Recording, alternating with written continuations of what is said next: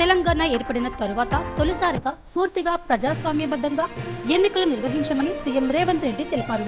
ప్రతిపక్షాలపై కక్ష సాధింపు చర్యలు చేపట్టే రాజకీయ సంస్కృతి తమ ప్రభుత్వానికి లేదని స్పష్టం చేశారు. ఈ ఎన్నికలు అన్ని పార్టీలు స్వేచ్ఛగా పోటీ చేసి ప్రజలను ఓట్లు అడిగాయని అన్నారు. ప్రజాస్వామ్య విలువలను కాపాడడమే కాంగ్రెస్ ప్రభుత్వ లక్ష్యమని సీఎం రేవంత్ రెడ్డి వ్యాఖ్యానించారు. అన్నిటికంటే 6 గ్యారెంటీలతో పాటు 7వ గ్యారెంటీ ఇస్తున్నాం. ప్రజలకు స్వేచ్ఛ ప్రజాస్వామ్యాన్ని కాంగ్రెస్ పార్టీ అందిస్తుంది అని. ఈ 2 సంవత్సరాలలో ఎక్కడ కూడా ప్రజల్ని నిర్బంధించాలన్న ఆలోచన గానీ, ప్రతిపక్షాల మీద కక్ష సాధింపు చర్యలకు పాల్పడడం గానీ మా ప్రభుత్వం చేయలేదు.